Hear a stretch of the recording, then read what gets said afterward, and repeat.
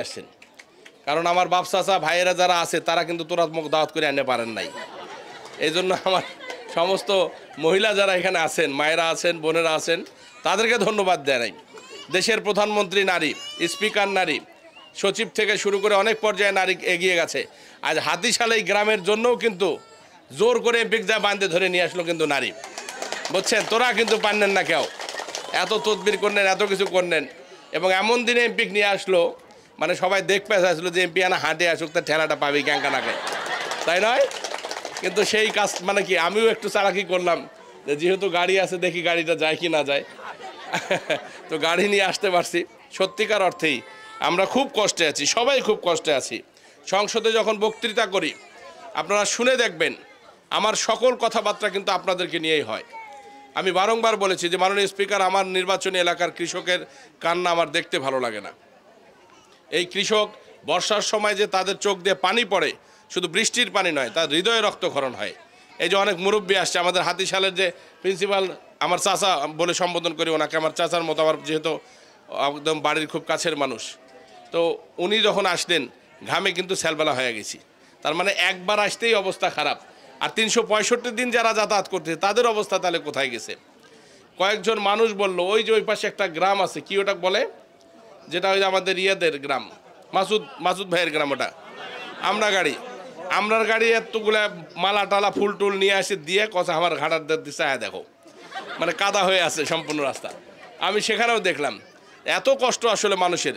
মানুষ বলতেছে যে আমরা এই যে বর্ষার সময় গাড়ি তুলে রাখছি, হাঁটে কোনো রকম রাস্তাতে আছি, ভ্যান চলে নবাবগঞ্জ যাতায়াত করি। সত্যিকার অর্থেই আপনারা অনেক কষ্টে আছেন, কিন্তু তার মধ্যেও যে শেষ সময় আপনারা এই অনুভব করেছেন, এই জন্য ধন্যবাদ এবং কৃতজ্ঞতা জানাই। একটা সময় শুনতাম যে হাতিশালে বলে আমার ভোট নাই, পলাশবাড়ি বলে আমার ভোট নাই, 100 কয় টাকা বলে ভোট দেয়। তো এবার তো মনে হচ্ছে না যে আমার ভোট আছে কি না আছে, আমার কারণ যে উদ্যোগ দেখতেছি আমি, সবগুলো ভোটেই তো এখন আমার।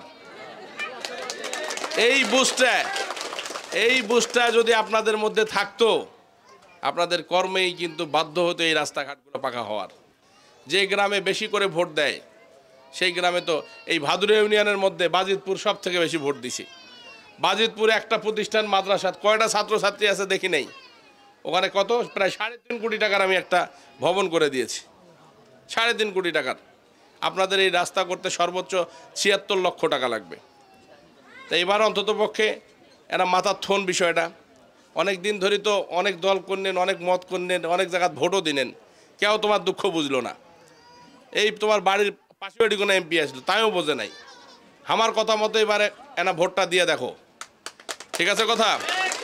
আমার কথা অনুযায়ী এবার ভোট দিয়ে দেখেন ইনশাল্লাহ, আমি কথা দিয়ে যাচ্ছি।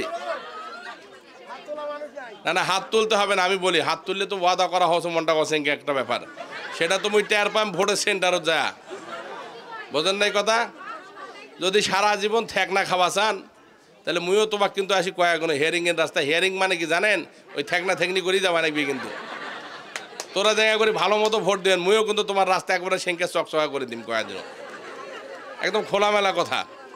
আপনাদেরকে এদের জন্য কখনো যাইতে হবে না, কোথাও চাইতে হবে না, আমি আপনাদেরকে কথা দিয়ে যাচ্ছি ইনশাল্লাহ।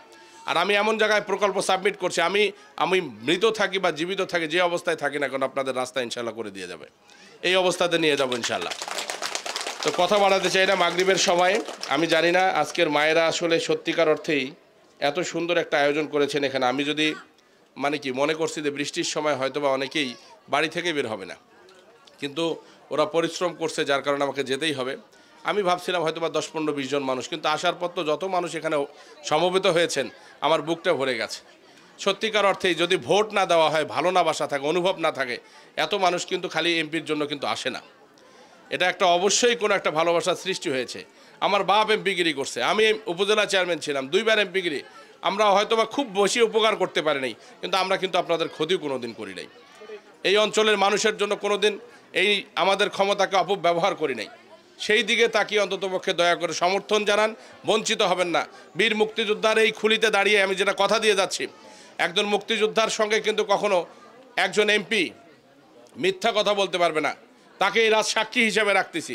এই নির্বাচন খুব একটা দেরি নয়, এই নির্বাচনে আপনারা সন্তোষজনক নয়, জেঙ্গা করে আজকে এগুলো সবাই মিলে আলছেন, অঙ্কা করে দয়া করে এবার ভোটটা দেন তোরা।